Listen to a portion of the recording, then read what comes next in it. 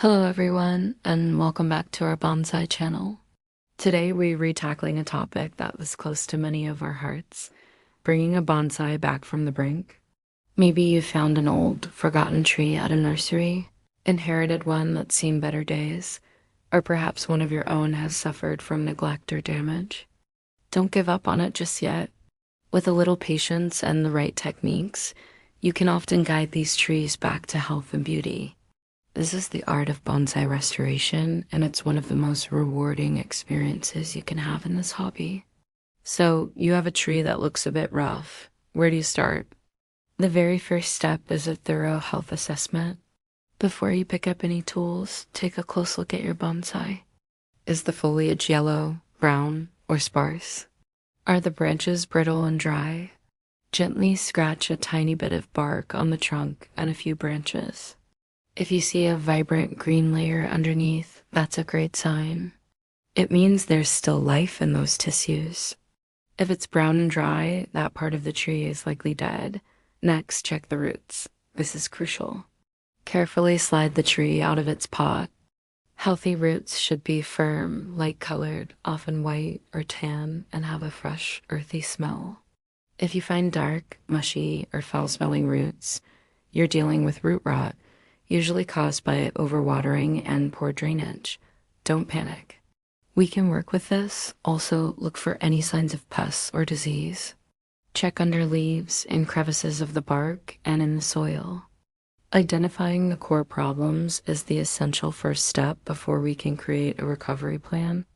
Now that we have a diagnosis, let's move on to the initial triage. The goal here is to stabilize the tree, not to do any major styling. Think of it like first aid. Let's start with pruning. Your primary focus should be on removing any parts of the tree that are confirmed to be dead, diseased, or damaged. Use sharp, clean shears. Snip off any completely dry, brittle branches. Cut back to just above a healthy bud or live branch if possible. This process, called deadwooding, not only cleans up the tree as appearance, but also prevents any potential disease from spreading and allows the tree to redirect its energy toward healthy growth. Be conservative. Don't remove any wood you're unsure about. You can always prune more later, but you can't glue a branch back on. If you discovered root rot, you'll need to perform some root surgery. Gently untangle the root ball and use clean scissors to trim away all the soft, dark, and rotten roots. Be thorough, but careful not to remove too many healthy ones. If the tree is severely root-bound, you can also trim back some of the healthy, circling roots to encourage new feeder roots to grow. This is a stressful process for the tree, so it's important to work quickly and efficiently. Once the root pruning is done, we need to get it into a better environment. Repotting is a critical step in the recovery journey, especially for a tree with root problems. Choose a pot that offers excellent drainage. It might be a good idea to use a slightly larger pot than you normally would, or even a training pot, to give the roots ample space to recover and grow. The soil mix is just as important. For a struggling tree, you need a very well-draining, airy substrate. A mix of akadama, pumice, and lava rock is a classic choice. This type of mix allows for great aeration, prevents waterlogging, and helps avoid a repeat of root rot. When you place the tree in its new pot, make sure to work the new soil carefully around the roots to eliminate any air pockets. Secure the tree firmly with wire so it doesn't wobble. A stable tree can focus its energy on rooting, not on fighting to stay upright.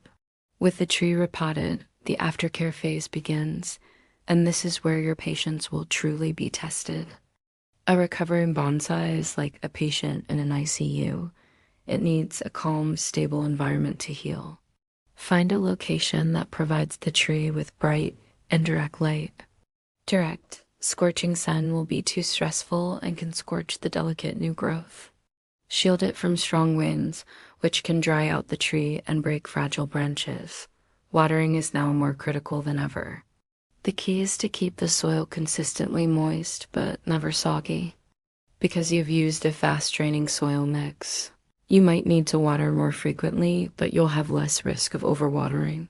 Use the finger test. Stick your finger about an inch into the soil. If it feels dry, it's time to water. Water thoroughly until it runs freely from the drainage holes. And here's a very important tip. Hold off on fertilizing. A sick or recovering tree cannot process fertilizer. It's like trying to force feed a sick person a huge meal. It will only burn the delicate new roots and cause more stress. Wait until you see consistent, healthy new growth for at least a few weeks, or even a couple of months before you introduce a very diluted fertilizer. Now, we enter the long game, rehabilitation and future styling. Recovery doesn't happen overnight. It can take months or even a full growing season or two for a tree to regain its vigor. During this time, your job is to observe and provide consistent care. Look for signs of new budding on the branches and trunk. This is the moment you've been waiting for. It's proof that your efforts are paying off and the tree is on its way back. As new shoots emerge, you can start thinking about the tree's future design. Let the new growth extend for a while to help the tree build up energy. This is not the time for wiring or heavy pruning. Let it get strong first. As the tree fills out, you can begin to see its new potential. Maybe that broken branch creates a perfect opportunity for a dramatic gin. Perhaps the sparse foliage on one side suggests a windswept or cascade style. The imperfections and scars from its past life are what will give your restored bonsai its unique character and story. Embrace them. This is where the true art of bonsai shines through, working in harmony with the tree as history and its natural response to your care. So the next time you see a neglected tree, don't see it as a lost cause. See it as an opportunity. The journey of restoring a bonsai is a powerful lesson in resilience, patience, and the incredible life force of nature.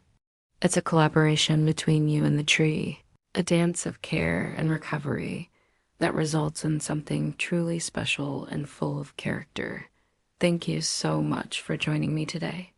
I hope this gives you the confidence to take on a bonsai restoration project of your own. If you found this video helpful, please give it a thumbs up and don't forget to subscribe for more bonsai tips and inspiration. Happy growing, and we'll see you in the next video.